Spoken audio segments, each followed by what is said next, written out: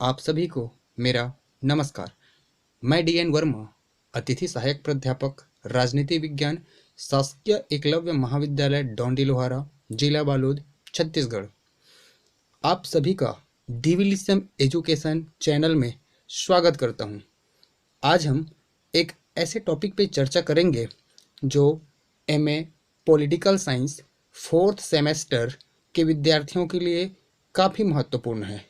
इस वीडियो में हम आज 4th सेमेस्टर का द्वितीय प्रश्न पत्र अर्थात लोक प्रशासन पार्ट 2 मतलब भाग 2 का अध्ययन करेंगे। यहाँ पर हम इकाई 3 का एक महत्वपूर्ण टॉपिक है जिस पर चर्चा करेंगे, जिसका नाम है नेतृत्व। जी हाँ, नेतृत्व, जिसे अंग्रेजी में लीडरशिप भी कहा जाता है। सबसे पहले बात करें हम नेतृत्व की प्रस्तावना की, तो प्रस्तावना को हम एक लिखित रूप में कह सकते हैं कि नेतृत्व प्रशासनिक संगठन में प्रभावकारी प्रयासों का आधार होता है। किसी भी प्रशासनिक संगठन की सफलता बड़ी मात्रा में एक सफल नेतृत्व पर ही आधारित होता है। जिस प्रकार युद्ध में सेना की सफलता सेनापति के कुशल नेतृत्व पर निर्भर होती है, बिल्कुल ठीक उसी प्रकार प्रशासनिक संगठन की सफलता भी नेतृत्व की कुशलता पर निर्भर करती है। इससे हम कह सकते हैं कि एक सफल प्रशासक नेता के रूप में अपने व्यक्तित्व, अनुभव, ज्ञान, व्यवहार एवं कौशल का पूरे आत्मविश्वास के साथ प्रयोग करते हुए एक समग्र प्रशासनिक समूह में वांछित एवं स्वविवेकपूर्ण बिना किसी दबाव के कार्य को कराने में सक्षम होता है। समूह भी उस पर विश्वास करता है और उसके आज्ञा का पालन करता है। अब हम इसे एक परिभाषा के रूप में देखेंगे। तो पहली परिभाषा है ओडेनेल के अनुसार। जी हाँ, ओडेनेल के अनुसार नेतृत्व किसी उद्देश्य की प्राप्ति में सहयोग करने के लिए लोगों को समझाने की एक क्रिया है। दूसरी परिभाषा है टेरी के अनुसार। टेरी कहता है नेतृत्व आपसी उद्देश्यों के लिए व्यक्तियों द्वारा स्वेच्छा से कार्य करने हेतु प्रभावित करने की एक क्रिया है। अगली परिभाषा है आडवे टीड के अनुसार। टीड कहता है नेतृत्व उन गुणों के संयोग का नाम है जिसके कारण कोई व्यक्ति अन्य व्यक्तियों से काम लेने के योग्य होता है, विशेषकर उसके प्रभाव के कारण अन्य लोग स्वेच्छा से काम करने हेतु तत्पर हो जाते हैं। उपर्युक्त परिभाषा से हम यह निष्कर्ष निकाल सकते हैं कि नेतृत्व बहुत सारे लोगों को संभालने या निर्देशित करने, आदेशित करने की एक कला होती है। अब हम चर्चा कर लेते हैं नेतृत्व के तत्व अर्थात किन तत्वों का होना उसमें आवश्यक होते हैं। तो मूल रूप से विचारकों ने नेतृत्व में 4 तत्वों की अनिवार्यता सिद्ध की है, जिसमें से पहला है अनुयायी अर्थात केवल व्यक्तियों का समूह मात्र नहीं बल्कि ऐसे व्यक्तियों का समूह जो नेता पर विश्वास करे और जिन पर नेता भी विश्वास करे। दूसरा पारस्परिक संबंध। इसका मतलब यह है कि एक नेता के नीचे जितने भी वर्कर अर्थात दल या समूह में जितने भी लोग हैं उनके साथ उनका संबंधों का अच्छा होना। तीसरा है वांछित लक्ष्य अर्थात नेतृत्वकर्ता किसी लक्ष्य को प्राप्त करने के लिए लोगों को संगठित करता है तो उनका जो लक्ष्य है वह पूरे समाज के हित में होना चाहिए। चौथे की बात करें तो वह है व्यवहार पर प्रभाव। इसका मतलब यह है कि उनका व्यवहार अच्छा होना चाहिए, उनके व्यवहार प्रेरणा स्रोत होने चाहिए ताकि उनके अंतर्गत अर्थात नीचे जो काम करने वाले लोग हैं उनके व्यवहार से प्रभावित होकर उससे अच्छा करने का प्रयास करें। अब इसके बाद हम लोग देख लेते हैं नेतृत्व के गुण या विशेषता।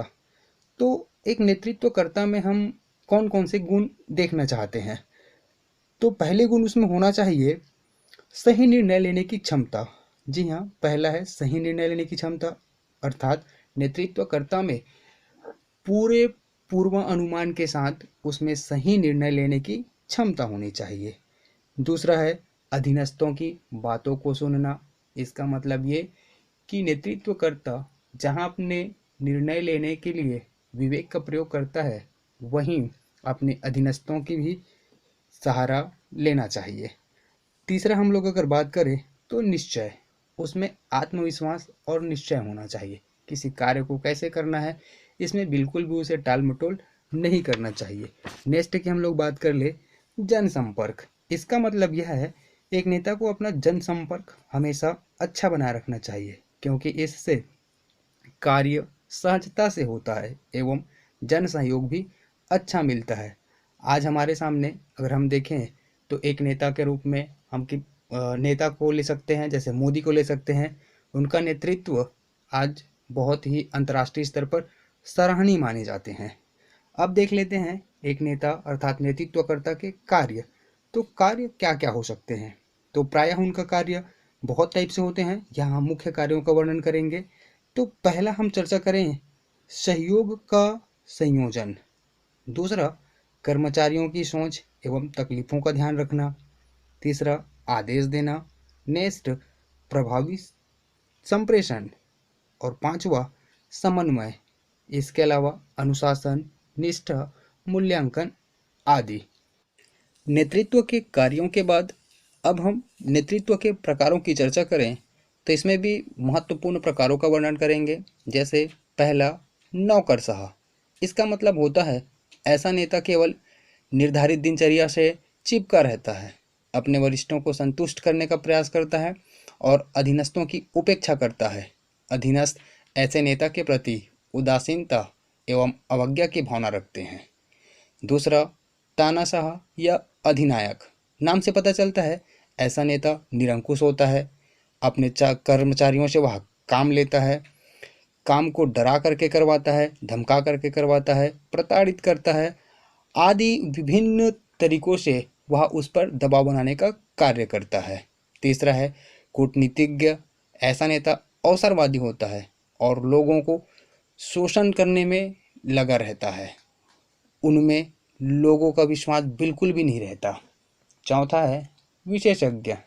ऐसा नेता केवल अपने क्षेत्र से ही संबंधित होता है, वह अपने अधीनस्थों के साथ सहयोग के रूप में व्यवहार करता है, उसके सहकर्मी उसका आदर भी करते हैं परंतु वे किसी परिवर्तन के विरुद्ध होते हैं। पांचवा है सहभागी नेतृत्व। ऐसा नेता अपने अधीनस्थों के साथ हमेशा घनिष्ठ संबंध स्थापित कर लेता है और वह उसे हमेशा प्रसन्न रखने के लिए प्रेरित रहता है। उपर्युक्त प्रकारों के आधार पर, इसके वर्गीकरण के आधार पर इसे 3 भागों में बांटा जा सकता है जो कि काफ़ी महत्वपूर्ण है।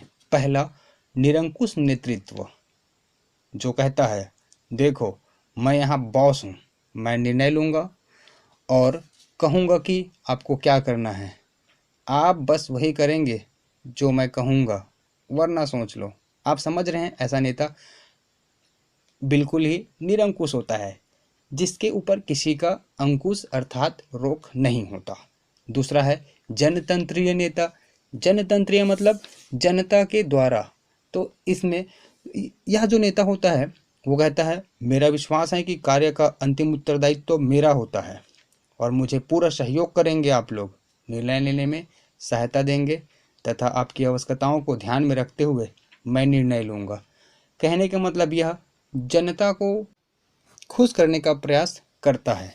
तीसरा होता है निर्बाध नेतृत्व। इसके लिए हम कह सकते हैं यह कहता है आपके लिए यह काम है, आपको इसे पूरा करना है, चाहे किसी भी प्रकार के करें। कोई विशेष कठिनाइयाँ हो तो मैं यहाँ कहूँ आवश्यक बताए, लेकिन यह काम होना चाहिए। इसका मतलब यह है यह किसी भी तरीके से कार्यों को कराने पे बल देता है। अब हम अंतिम टॉपिक की ओर चलते हैं जहां हम देखेंगे नेतृत्व की तकनीकें या साधन कि नेतृत्वकर्ता किन किन साधनों से अपने कार्यों को पूरा करता है। तो उसमें है पहला आपका सहयोग प्राप्त, दूसरा शक्ति का प्रयोग, तीसरा समन्वय एवं आदेश, चौथा अनुशासन एवं अनुरक्षण और अंतिम और पांचवा है उच्च समूह मनोबल का विकास करना। उपर्युक्त बातों से स्पष्ट हो जाता है कि जो नेतृत्वकर्ता होता है वह बहुत ही जवाबदारी पूर्ण होता है। यह नेता हमें अर्थात नेतृत्वकर्ता हमें कहीं भी दिखाई देता है। अगर आप किसी कार्यों को ईमानदारी से करते हैं तो आप नेतृत्व करता हैं। आपके घर में आपके पिता, आपकी माँ, आपके बड़े भाई नेता हैं, नेतृत्व करता है। प्रत्येक घरों में, परिवारों में, समूह, समाज, गांव तथा देश में एक नेतृत्वकर्ता होता है, जिनके मार्गदर्शन प्राप्त करके लोग अपनी मंजिल तक पहुंचते हैं, अपने लक्ष्य को प्राप्त करते हैं। अंतिम में 2-3 बातें कह दें कि नेता वो होता है जिसमें आत्मविश्वास होता है। नेता वह होता है जिसमें स्फूर्ति होती है। नेता संप्रेषण की योग्यता रखता है, जिसमें सत्यनिष्ठा होती है। नेता निर्णयकर्ता होता है तथा उत्साह से भरा होता है। नेता नेतृत्वकर्ता साहस रखता है, विचारों में लोचशीलता रखता है, उत्तरदायित्व को समझता है, अनुभूति करता है, समझदारी और अच्छा निर्णय लेता है। ओके दोस्तों, मिलते हैं नेक्स्ट वीडियो में। तब तक के लिए गुड बाय। घर में रहिए, सुरक्षित रहिए, अपना और अपनों का ख्याल रखिए। एक बात और, अगर आपने मेरे चैनल को सब्सक्राइब नहीं किया है तो प्लीज़ चैनल को सब्सक्राइब कर लाल बटन को ज़रूर दबाएं। Thank you.